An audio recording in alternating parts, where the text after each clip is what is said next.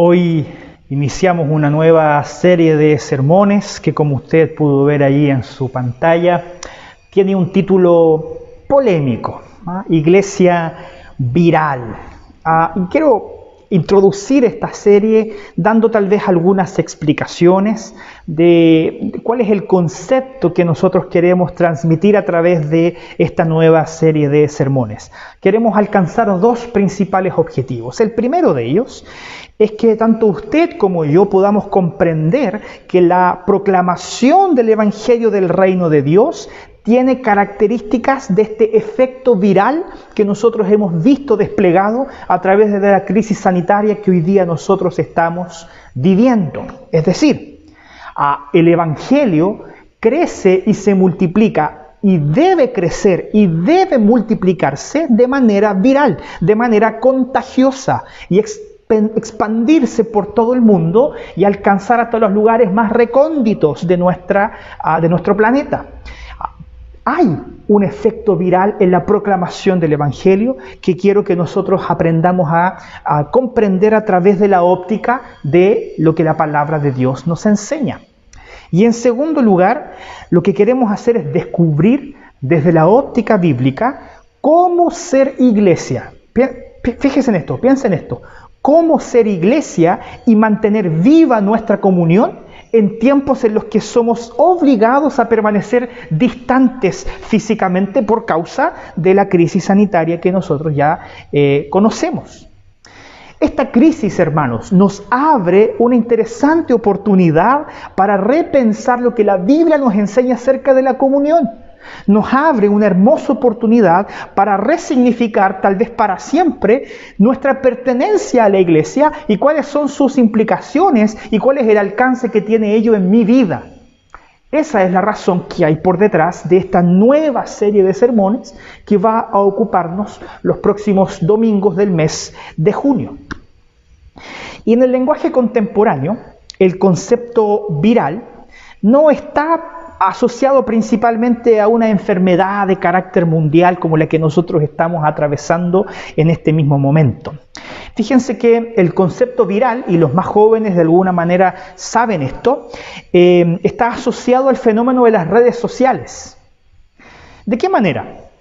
Las redes sociales son parte de nuestra vida cotidiana, hoy por hoy, y cuando algo se vuelve viral en las redes sociales, significa que hay algún contenido disponible en internet, ya sea algún video o alguna imagen, que pasa a ser compartido por miles de personas, ganando de manera inesperada gran repercusión y generando diversas reacciones.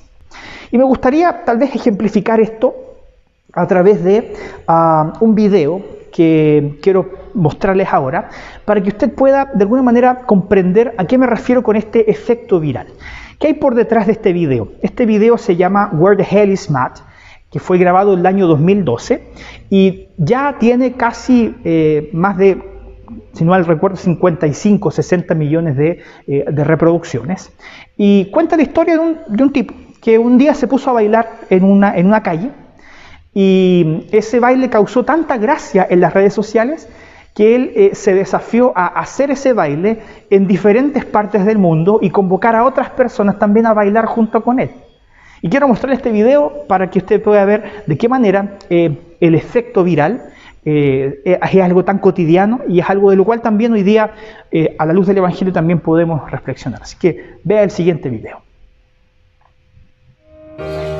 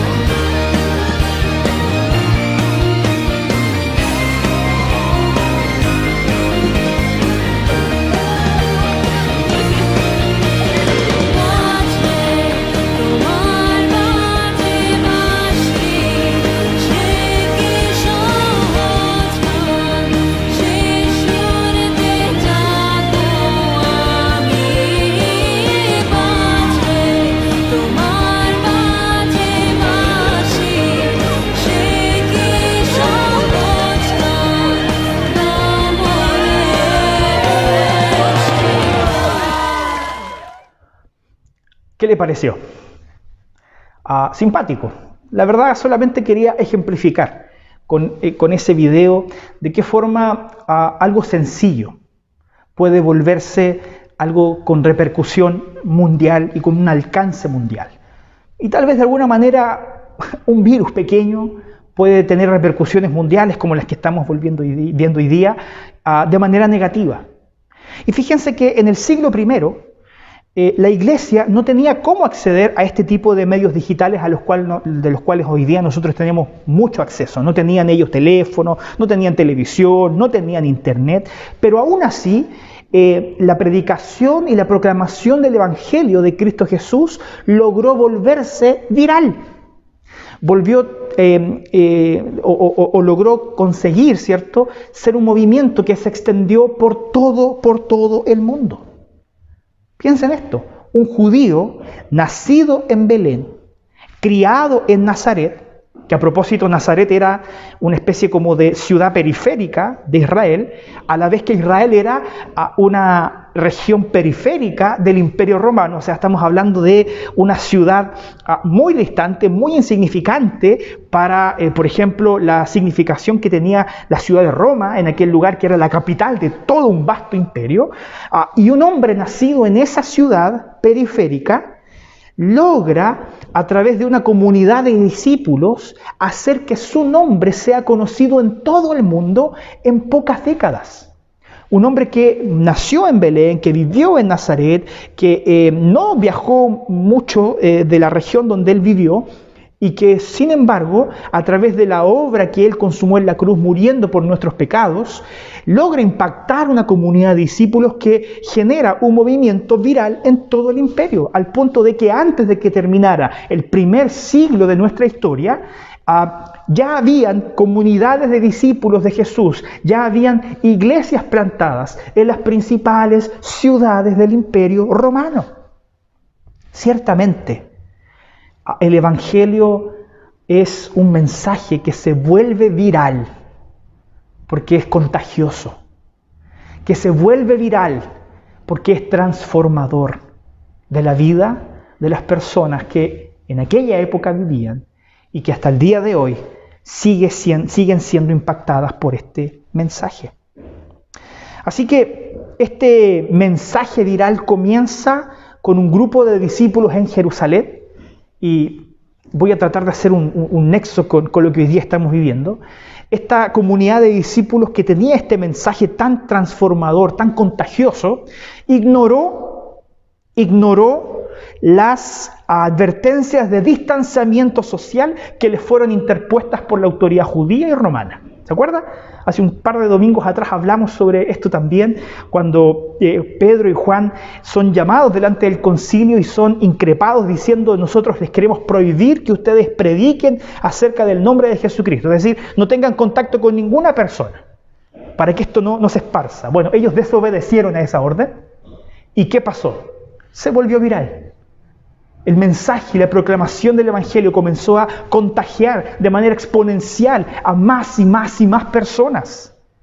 De esa forma alcanzó repercusión, una amplia repercusión, alcanzando casi todos los rincones del Imperio Romano. Esta primera comunidad de discípulos vivía de manera viral, vivía de manera contagiosa, para que otros también fueran impactados por el mensaje de la cruz de Cristo. Y quiero que lea junto conmigo lo que dice ahí el libro de los Hechos, capítulo 2, de los versículos 42 al 47. Y perseveraban en la doctrina de los apóstoles, en la comunión unos con otros, en el partimiento del pan y en las oraciones. Y sobrevino temor a toda persona, y muchas maravillas y señales eran hechas por los apóstoles. Todos los que habían creído estaban juntos y tenían en común todas las cosas, y vendían sus propiedades y sus bienes, y lo repartían a todos según la necesidad de cada uno. y perseverando unánimes cada día en el templo y partiendo el pan en las casas, comían juntos con alegría y sencillez de corazón, alabando a Dios y teniendo favor con todo el pueblo. Y el Señor añadía cada día a la iglesia los que habían de ser salvos. Cada día a la iglesia eran añadidos los que habían de ser salvos. Diariamente habían nuevos discípulos. Diariamente habían nuevas reacciones a la proclamación del Evangelio. Diariamente había gente compartiendo el mensaje del Evangelio con sus amigos, con sus vecinos, con sus familiares. Diariamente eran añadidos nuevos contagiados. Una comunidad de discípulos que hacía la diferencia en una ciudad, hizo la diferencia en una región, hizo la diferencia en un imperio entero. ¿Cuáles son las bases de una iglesia viral? ¿Cuáles son esas tres bases? Ellas están reveladas en el verso 42. Sí, hoy día solamente voy a predicar de un solo versículo. Así que si tiene la expectativa de que este sermón va a ser más corto, no le prometo nada. Pero por lo menos vamos a analizar solamente un versículo. ¿Cuál es ese versículo? El 42. Dice: y perseveraban en la doctrina de los apóstoles, en la comunión unos con otros, en el partimiento del pan y en las oraciones. Aquí nosotros vemos, o por lo menos vamos a destacar, tres bases que fundamentaron el movimiento de la iglesia como una comunidad de discípulos en aquella época y cuyas bases siguen siendo vigentes hoy día para nosotros. La primera de ellas es la base de la palabra de Dios. La base de la palabra de Dios. El texto comienza diciendo que esa comunidad de discípulos perseveraba en la doctrina de los apóstoles. Una iglesia viral, hermano, una iglesia contagiosa, es aquella que pone en el centro la palabra de Dios.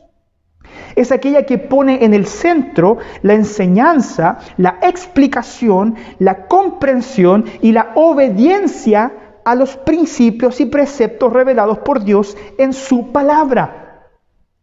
Una iglesia, hermanos, se desnaturaliza si ella reemplaza la exposición de los principios de la palabra de Dios por algún tipo de experiencia personal, por nuevas revelaciones o por cualquier otra ideología ajena al Evangelio. Una iglesia pierde su identidad cuando reemplaza la palabra de Dios y reemplaza ese fundamento por otra cosa, por nuevas revelaciones, por una ideología o por vivir solamente ricas experiencias. No debe dejarnos indiferentes hoy que de manera muy sutil muchos predicadores han abandonado la centralidad de Cristo en sus mensajes. Hoy por hoy abundan mensajes sobre la necesidad, y tal vez ahora más que en otros tiempos, mensajes de predicadores que abundan en esta transmisión de la necesidad de ser una iglesia relevante socialmente. Una iglesia que se involucre en la lucha contra las injusticias, una iglesia que se involucre en la caridad, en la misericordia, pero que lo hacen desde un abandono total de la centralidad de la cruz en sus vidas. Hermanos, predicadores que enseñan más ideología que evangelio. Predicadores que defienden más proyectos políticos que verdades bíblicas. Ya no habla más de Cristo. Ya no habla más de la necesidad del arrepentimiento y de la fe en Cristo Jesús, que es aquella fe que terminará transformando todas las cosas. Porque solamente Cristo Jesús es aquel que logrará redimir todas las esferas de nuestra vida y de nuestra sociedad. Hermanos, Jesús, que murió colgado en un madero y que resucitó al tercer día, es la única esperanza para el mundo. Y es por eso que la iglesia local es la esperanza del mundo. Porque la iglesia local, como comunidad de discípulos, es aquella que porta este mensaje transformador. Solo ese mensaje es transformador. Si la iglesia reemplaza ese mensaje que ha transformado la historia del mundo entero por otro mensaje más miserable, no le quepa duda alguna que esa iglesia perderá su identidad y será desnaturalizada. Es por eso que la exposición de la cruz de Cristo y de la redención que encontramos solamente en Él, la exposición de la palabra de Dios, siempre será central en nuestra comunión con Dios. Siempre. Y yo quiero invitarle a que tal vez usted haga este ejercicio. Hoy día escuchamos muchos predicadores por diferentes plataformas. YouTube, Spotify, Apple Music, hay muchos podcasts de predicadores. Y tal vez usted siga varios de ellos. Yo quiero desafiarle a que haga el siguiente ejercicio, incluso hágalo conmigo. Si esos predicadores son siempre conscientes de que cualquier mensaje debe llevar a las personas a dos cosas. Primero, a la comprensión de su naturaleza pecaminosa y a la necesidad del arrepentimiento, a la necesidad de confesar nuestra condición.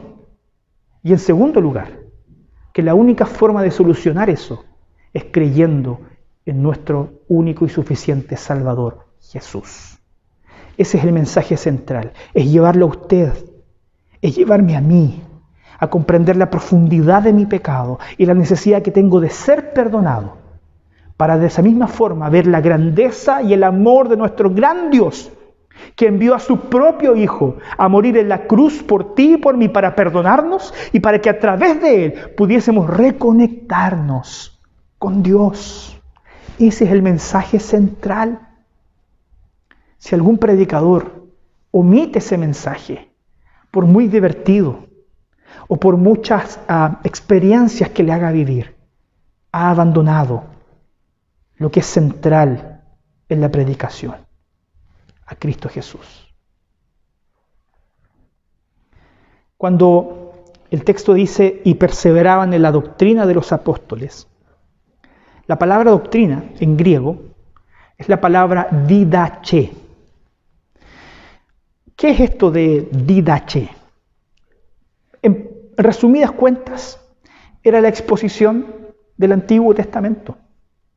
La Biblia que disponían los apóstoles en aquella época era el Antiguo Testamento. El Nuevo Testamento estaba siendo escrito en ese periodo. Pero ¿qué hacían ellos? Ellos no fundamentaban su enseñanza y su predicación en nuevas revelaciones. Lo que ellos hacían era muy simple: tomaban el Antiguo Testamento y resignificaban o interpretaban sus principios y los aplicaban a la vida de las personas mediante la óptica de la obra de Cristo Jesús en sus vidas. Los apóstoles no trajeron nada nuevo. Los apóstoles tomaron el testimonio de las Sagradas Escrituras, en los profetas, en los salmos y en los otros escritos, en el canon hebreo que Jesucristo mismo autorizó, para que a través de una reinterpretación mediante la óptica de la cruz de Cristo, sus vidas fueran impactadas. De eso se trata. La predicación del Evangelio nunca se ha tratado de decir algo novedoso. Yo llevo casi 10 años predicando en esta iglesia. Y lo más seguro, queridos hermanos, es que usted, muchas de las predicaciones que yo he dicho o he dictado en esta iglesia, hayan elementos que ya usted está aburrido de escuchar. Llevo 10 años predicando, se me acaban las ideas. Entonces, pero es necesario que constantemente nosotros estemos volviendo al testimonio bíblico, que se nos sean repetidas las cosas una y otra vez. El propósito del predicador no es ser novedoso, es ser fiel a la Biblia, es ser fiel al mensaje de Dios, porque ese mensaje sigue siendo transformador hoy día y lo será el día de mañana.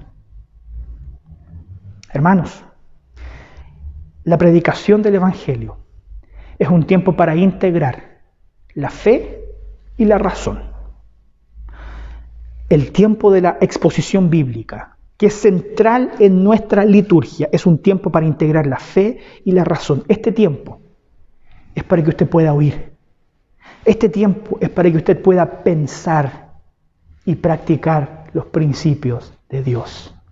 En eso se resume la exposición de la palabra de Dios, en pensar en los principios de Dios y practicarlos, pensar y practicar. Por eso nuestras predicaciones siempre terminan con esos desafíos, porque queremos apuntarle a que usted se rinda a los pies de Cristo y viva una vida transformadora, viva una vida contagiosa como discípulo de Cristo Jesús. Así que usted me disculpa si los sermones han estado siendo un poquito más largos de lo habitual. Pero he querido aprovechar que usted está en su casa más cómodo, tal vez tomando una taza de café, para poder ser más profundo. Y eso no significa que no lo haya sido antes, pero ser más profundo en algunos aspectos que me parecen muy necesarios. Ser una iglesia, como lo era la iglesia aquí en el Nuevo Testamento, en el libro de los Hechos, basada en la centralidad de la exposición de la palabra de Dios. Que ese sea nuestro más grande anhelo. ¿Sabe por qué? Porque la historia respalda de manera abrumadora este principio. Cuando hombres y mujeres redescubren la autoridad de las Sagradas Escrituras, sus vidas son transformadas y se tornan también en agentes transformadores de la sociedad en la que viven. Esto es lo que nosotros vemos, por ejemplo, en la historia del rey Josías, siglo VII a.C. Yo ya le conté esa historia algunos domingos atrás. Josías estaba haciendo algunas refacciones en el templo de Jerusalén y de pronto aparece un rollo, un libro que era la Torá, que era el Pentateuco. Y cuando Josías pide que ese texto empiece a sea leído, las personas que empezaron a oír lo que ese texto decía, dice el texto bíblico que rasgaron sus vestiduras en señal de arrepentimiento.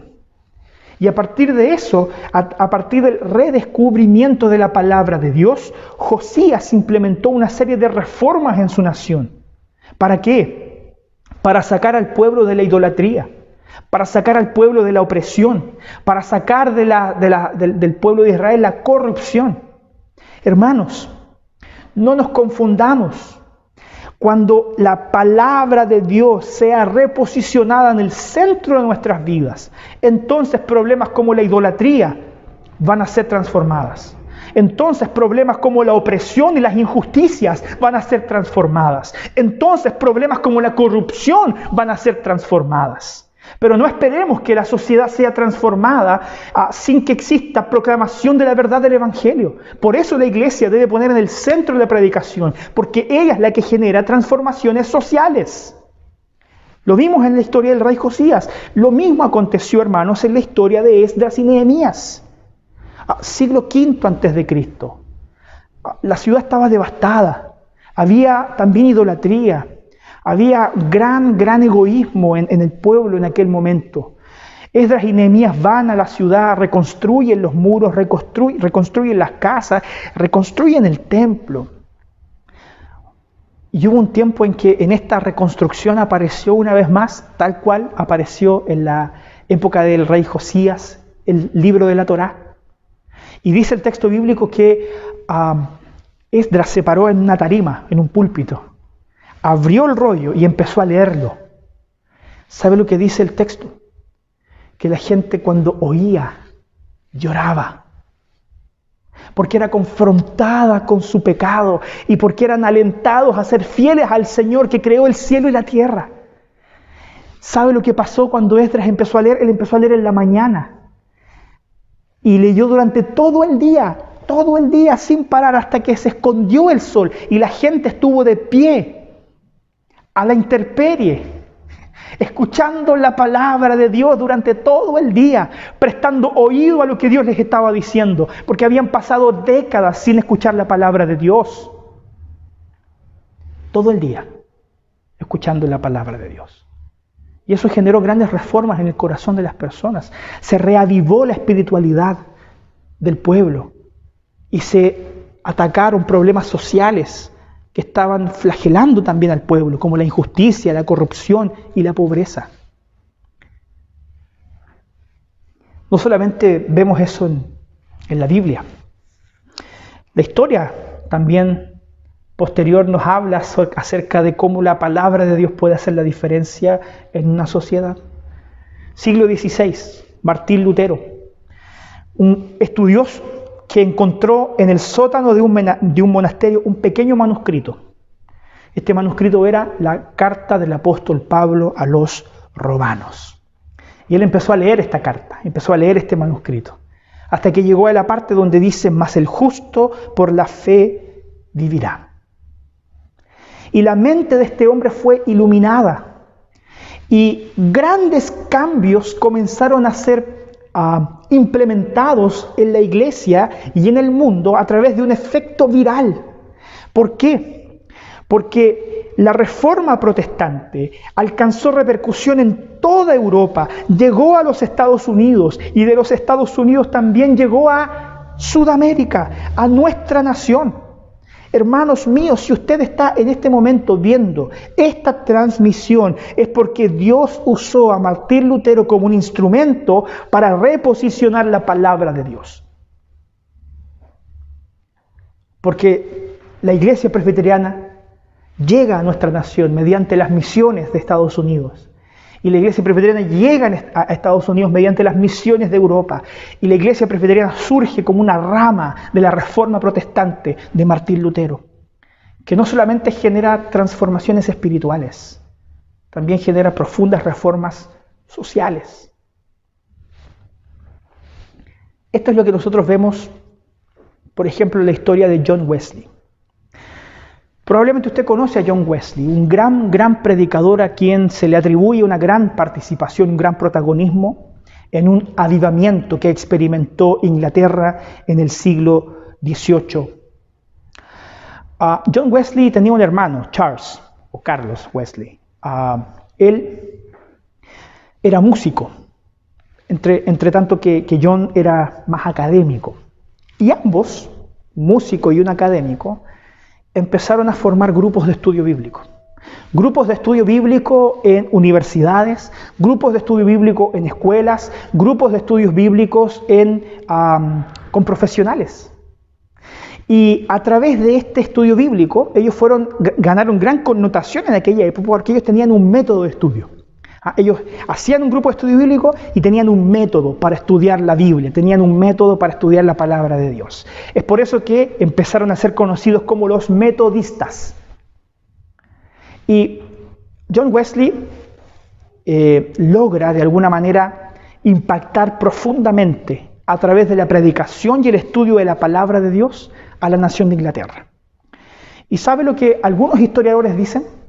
Esto que voy a decir es un poco arriesgado, pero tal vez por ahí después da para un diálogo y para un debate.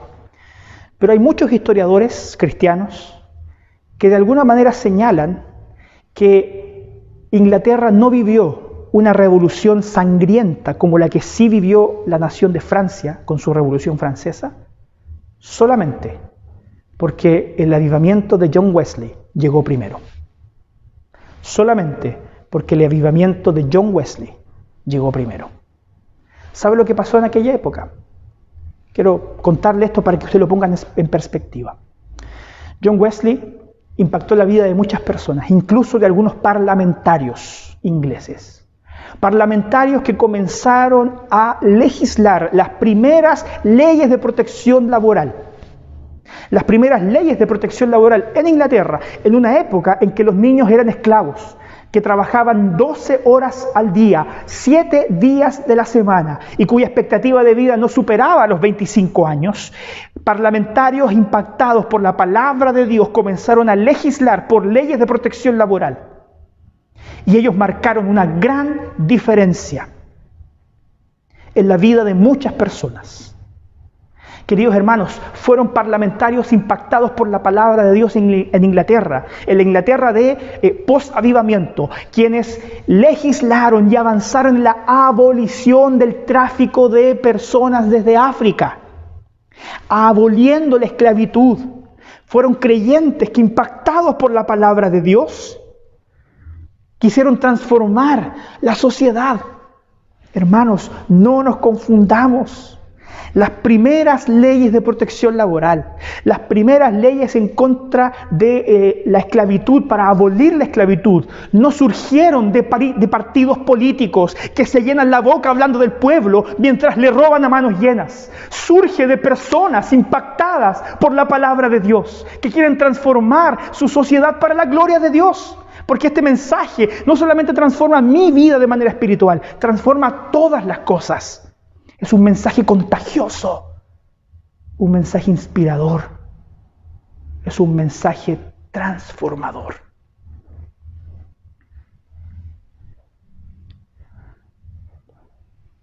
Josías, Esdras, Nehemías, Martín Lutero, John Wesley con su hermano Charles.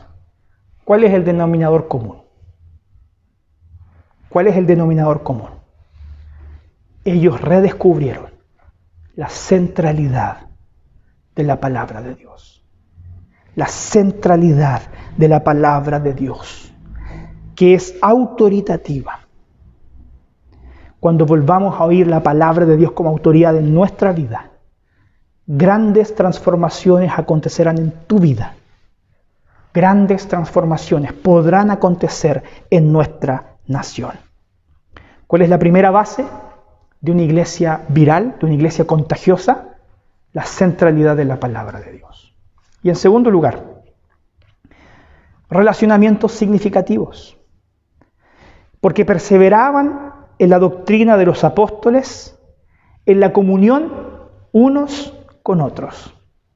Solamente cuando redescubrimos la centralidad de la palabra de Dios, eso generará que las personas comiencen a amarse como se aman a sí mismas. Un verdadero avivamiento no solamente es vertical, no solamente nos reconecta con Dios, sino que también es horizontal. Cuando como comunidad somos impactados para establecer relaciones más afectivas, ser más generosos, ser más cuidadosos los unos con los otros. El término ocupado aquí para comunión es un término que es usado muchas veces, probablemente usted lo conozca, es koinonía. Y koinonía significa literalmente aquello que se torna común, aquello que se transforma en algo común. Este tipo de comunión no puede ser vivida, hermanos, meramente a través de redes sociales. Este tipo de koinonía no puede ser vivida poniéndole me gusta a la publicación de mi hermano o reaccionando en su publicación de Instagram. Este tipo de comunión es mucho más profunda. Y hace un tiempo atrás, me parece que el año pasado o antepasado, dedicamos toda una serie de sermones a hablar acerca de los imperativos de mutualidad. ¿Cuáles son los imperativos de mutualidad? Todas las veces que la Biblia dice, hagan tal cosa los unos con los otros. Tal cosa los unos con los otros. Por ejemplo, Gálatas 5:13, sírvanse los unos a los otros. Salgan de su zona de confort y hagan algo práctico, algo concreto para ayudar a su hermano. Sírvanse los unos a los otros.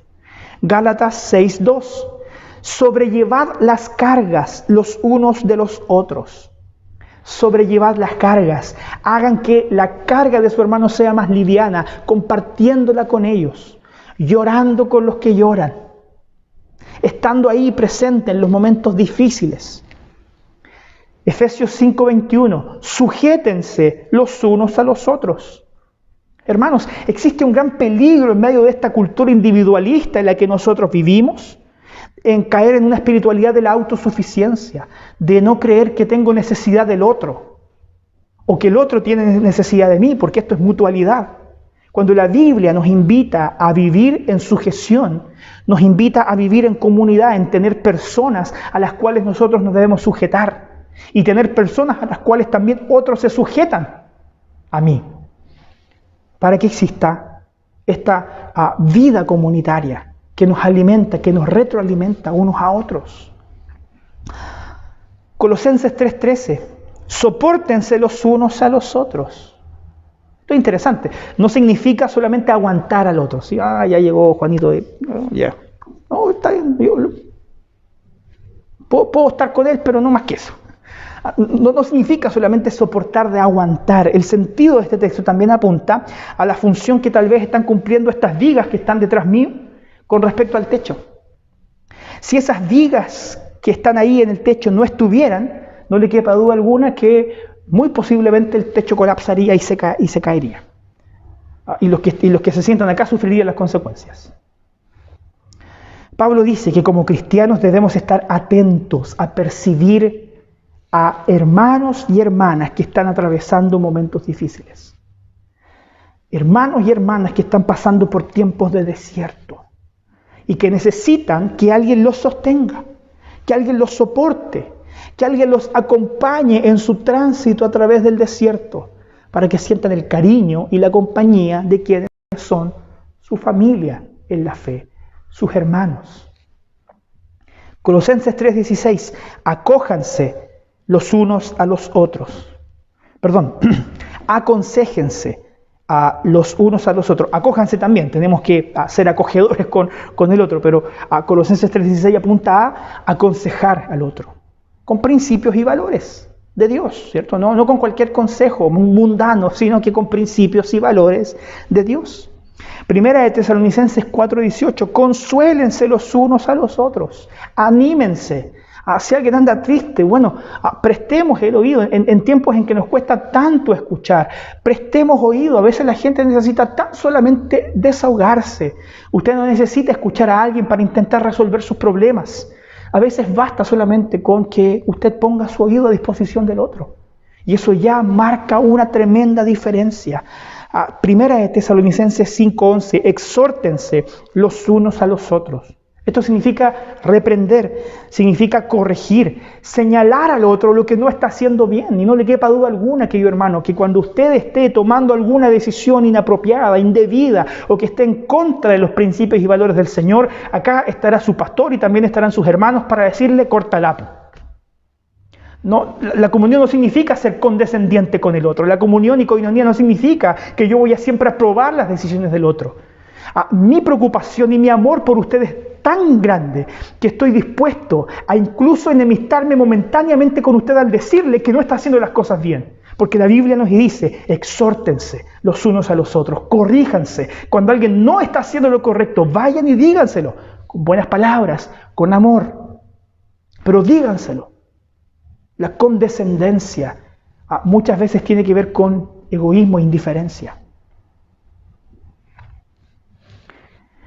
Hermanos, solo viviendo de esta forma, siguiendo los imperativos de mutualidad, es que vamos a poder tal vez experimentar de manera más profunda lo que Pablo dice en Romanos capítulo 12, versículo 15. Él escribió, llorad con los que lloran y alégrense con los que están alegres. Es interesante notar que no tenemos tanta dificultad para llorar con los que lloran, por una razón muy, muy sencilla. Somos seres humanos, no somos robots. Hasta incluso por nuestro enemigo, como enemigo suena muy fuerte, tal vez por aquel que no cuenta con nuestra entera simpatía, podemos sentir hasta compasión cuando él está atravesando algún momento difícil, cuando muere algún familiar o cuando hay algún problema grave en su vida, incluso hasta por quienes no cuentan con nuestra entera simpatía, podemos sentir esa empatía.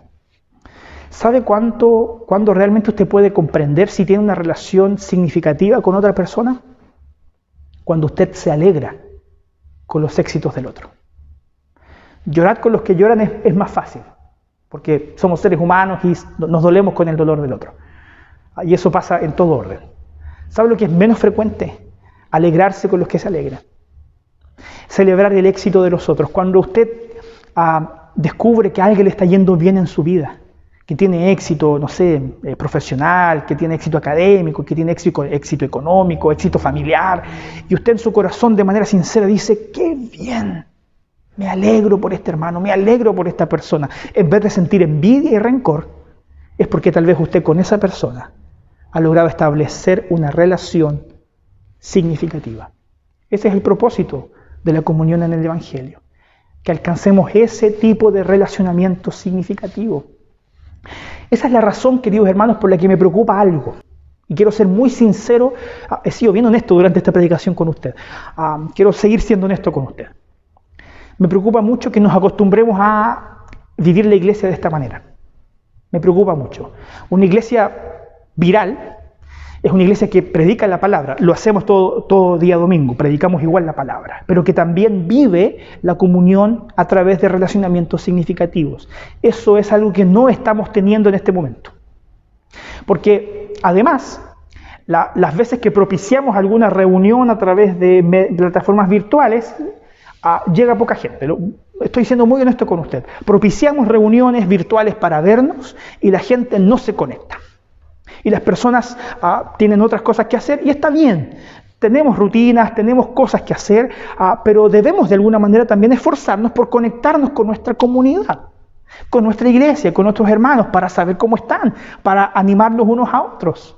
Y eso no sucede. Entonces, tengo el temor de que nos acostumbremos a experimentar la fe desde lo virtual, desde la transmisión.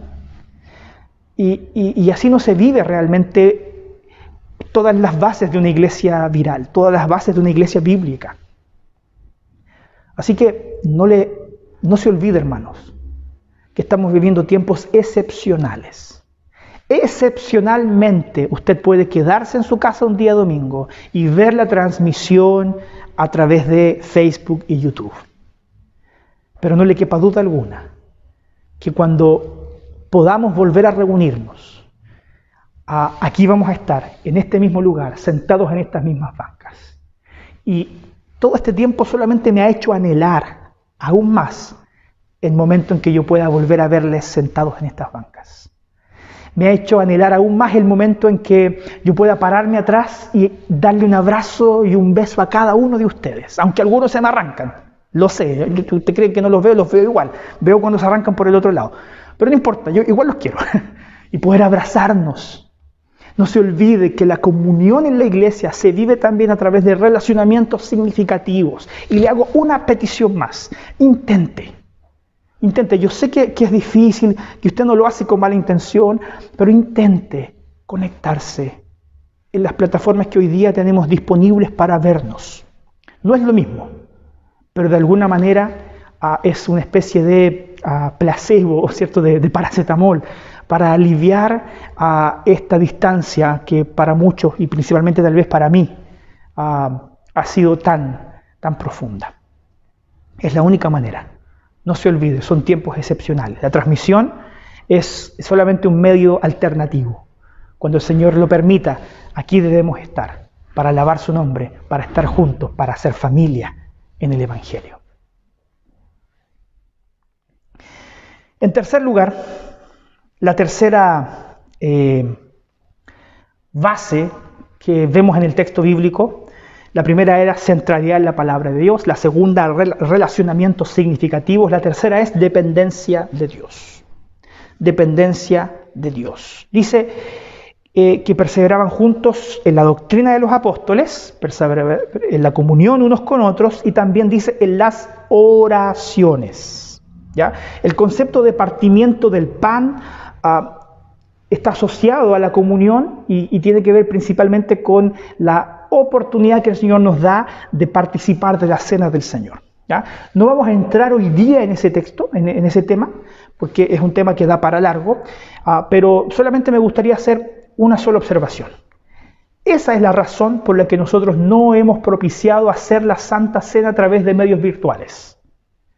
¿Por qué? Porque la Santa Cena está ligada a la koinonía. Koinonía está ligada a la perseverancia en el partimiento del pan. Santa Cena, sacramento, está ligado a la comunión. Y la koinonía no se experimenta de manera verdadera a través de la virtualidad.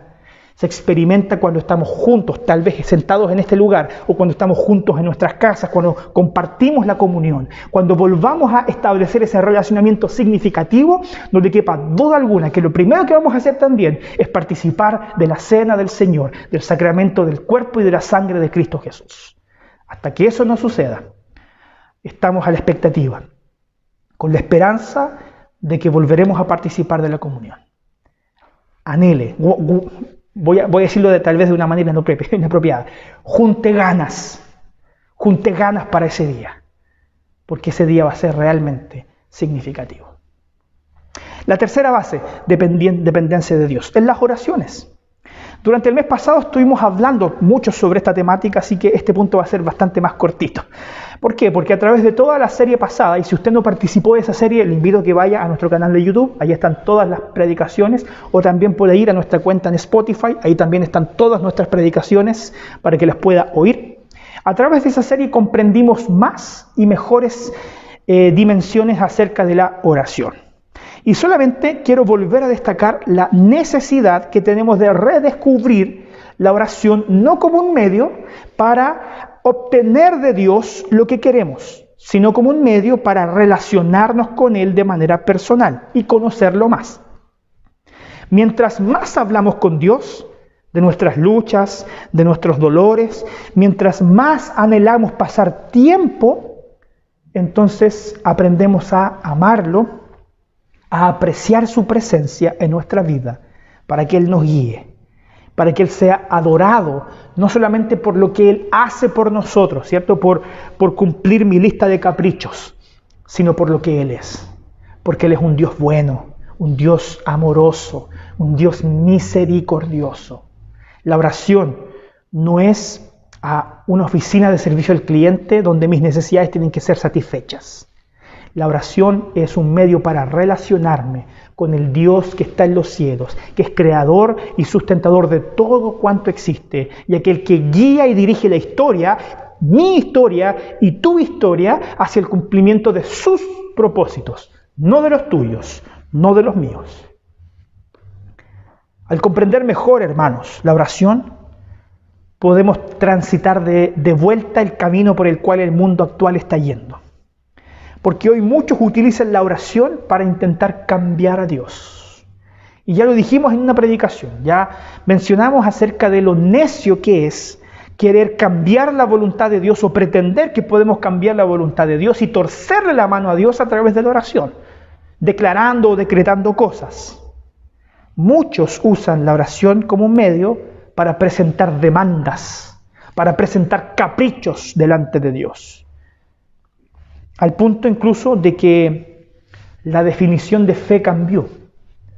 Para muchos la fe en un hombre o una mujer se relaciona con la capacidad que tiene de que Dios le responda a sus oraciones, es decir, que Dios haga lo que esa persona quiere. No sé si se ha dado cuenta de eso, ¿no? Este hermano es un hombre de oración, es un hombre de fe, porque cuando él ora las cosas, el Señor le hace caso. Eso no es así. No es así. Tenemos que ser hombres y mujeres de oración. No porque con eso vamos a estar un peldaño más arriba en conexión con Dios para que Él haga lo que queramos. No. Tenemos que ser hombres de oración, mujeres de oración, para que el Señor moldee nuestro corazón conforme a sus propósitos y vivamos vidas más satisfechas, vivamos vidas más plenas, no teniendo necesidad de lo que nos hace falta, sino que estando satisfechos en Dios. Y Él sabrá suplir en todas y cada una nuestras necesidades. Hermano, por lo tanto, la fe no es querer cambiar a Dios. La fe es todo lo contrario. La fe es decirle a Dios, Señor, no entiendo lo que está pasando en mi vida. De verdad que no lo entiendo. Pero yo confío y creo que tú eres un Dios bueno y bondadoso. Eso es fe. Es seguir creyendo que Dios es bueno y bondadoso, aunque no entiendas lo que Él está haciendo en tu vida. Es decir, tal vez la misma oración de los amigos de Daniel, cuando Nabucodonosor quiso lanzarlos, y de hecho los lanzó al horno de fuego. Ellos dijeron, si el Señor quiere salvarnos, amén, vamos a alabar su nombre. Pero si el Señor no quiere salvarnos, amén, su nombre sea alabado por siempre. Eso es fe, es dependencia, es vivir dependientes de Dios, en sujeción a Dios, confiando en sus planes, en sus propósitos, que son infinitamente mejores que los míos y que los tuyos. Fe, hermanos, es orar pidiendo fortaleza en medio del desierto. Fe no es orar pidiendo caprichos para torcer la mano de Dios. es pedir fortaleza en tiempos de desierto. Te dejo 3 desafíos para pensar y practicar. El primero de ellos está apareciendo ahora ahí en tu pantalla. ¿Cuánto apreciamos la exposición de la palabra de Dios como eje central de nuestra liturgia, de nuestra iglesia y de nuestra propia espiritualidad? ¿Cuánto aprecias la exposición de la palabra de Dios? La búsqueda de la palabra de Dios como un eje central. No te quepa duda alguna que en nuestra liturgia, en nuestra iglesia, y eso, por lo menos mientras yo esté aquí, nunca va a cambiar, la palabra y la exposición de la Biblia tendrá preeminencia, tendrá preponderancia por sobre cualquier otra actividad en la iglesia, la predicación de la palabra. ¿Qué tan importante es en tu vida buscar, pensar en los principios, valores y preceptos de Dios y practicarlos en tu vida? Tal vez llegó la hora de que pienses más en tu espiritualidad desde la óptica de la integración de la fe con la razón. El oír, el pensar y el practicar. En segundo lugar, ¿qué valor tiene para nosotros la comunión con otros? ¿Cuán comprometidos estamos en formar parte de una familia espiritual? ¿Cómo he colaborado o no en su unidad y crecimiento? ¿Cuán comprometido estás con realmente pertenecer a una familia? A conectarte con la iglesia. Hermanos, la iglesia no es perfecta. Está llena de, ya lo dijimos creo que un par de semanas atrás, de gente rara y complicada. Y es así, es verdad. Pero eso no quita que seamos estimulados por el Espíritu Santo a conectarnos con esas personas. Porque cuando nos conectamos con personas que son distintas a mí, que piensan diferente que lo que yo pienso, entonces podemos comprender mejor el amor de Dios. Porque entonces entiendo que Dios es capaz de amar a alguien que es tan distinto a mí. Que Dios es capaz de abrazar a personas a tal vez a las que yo nunca abrazaría. Así que, ¿qué le parece? Si nos desafiamos a conectarnos más con la iglesia, a estar más en contacto con nuestros hermanos, a involucrarnos más, a tomar más la iniciativa. Tal vez usted ha echado de menos que alguien lo llame, que alguien lo atienda, que alguien le mande un mensaje de texto, tal vez incluso puede ser que el pastor no ha estado tan preocupado de mí, solamente me ha llamado, me ha hablado un par de veces, o tal vez ni siquiera lo ha hecho. ¿Qué le parece? ¿Qué le parece si también usted se compromete con Dios a ser parte de una iglesia en donde pueda construir relacionamientos significativos y colabora poniendo también de su parte para que eso sea una realidad en su vida? No le quepa duda alguna que el esfuerzo desde este lado de la vereda lo haremos o intentaremos hacerlo siempre. Pero también queremos contar con su ayuda, con su voluntad, para formar una iglesia que realmente sea, como dice nuestro eslogan, una familia. Tal vez a veces usted no nos ha sentido como una familia, pero queremos serlo. Es nuestro deseo y es nuestra voluntad. Si no lo hemos logrado materializar, le pedimos perdón. Yo sinceramente, como pastor, le pido perdón. Y le reitero mi compromiso en querer establecer relaciones estrechas y significativas para que usted encuentre un lugar donde poder vivir su espiritualidad en comunión con otros. En tercer y último lugar, en tiempos de alto individualismo y autosuficiencia, ¿por cuántas cosas más tendremos que atravesar para darnos cuenta de cuál es nuestro lugar? Corramos a buscar abrigo y refugio en los pies de nuestro dulce Salvador Jesús. ¿Qué le parece si inclina su rostro y me acompaña en esta oración? Padre eterno, bendito, misericordioso, tú nos conoces, Señor, y sabes que somos seres humanos imperfectos, llenos, Señor, de taras, de defectos.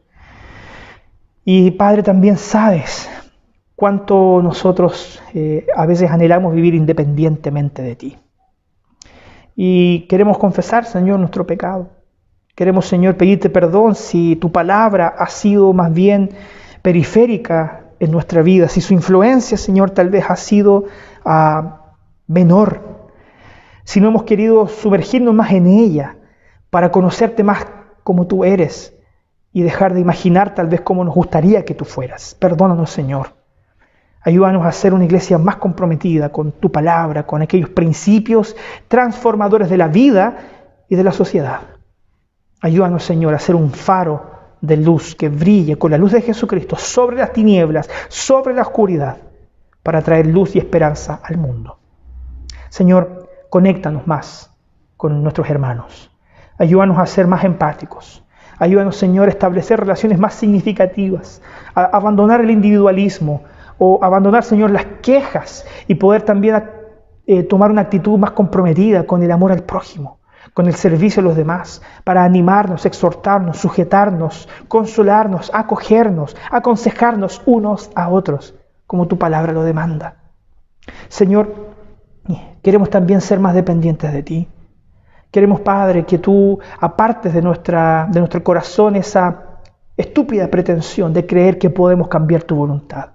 De creer, Señor, que podemos estar por encima de ti y ilustrarte acerca de cómo actuar, Señor, en la historia. Señor, apártanos de esa pretensión ridícula y permítenos ser hombres y mujeres más sumisos, más sometidos, Señor, a tus santos propósitos, para que sea nuestro corazón el que sea transformado. Oh Dios, ten misericordia. Ayúdanos, Señor. Te lo pedimos. En el nombre de Cristo Jesús, nuestro Señor y Salvador. Amén. Amén. Amado hermano, estamos llegando ya al final. Yo le agradezco su compañía. Recuerde que este sermón y todos los anteriores usted los puede volver a revisar si se perdió alguno o quiere repasar algún punto de alguna predicación. Están disponibles en YouTube, están disponibles también en la plataforma Spotify y en la plataforma Apple Music.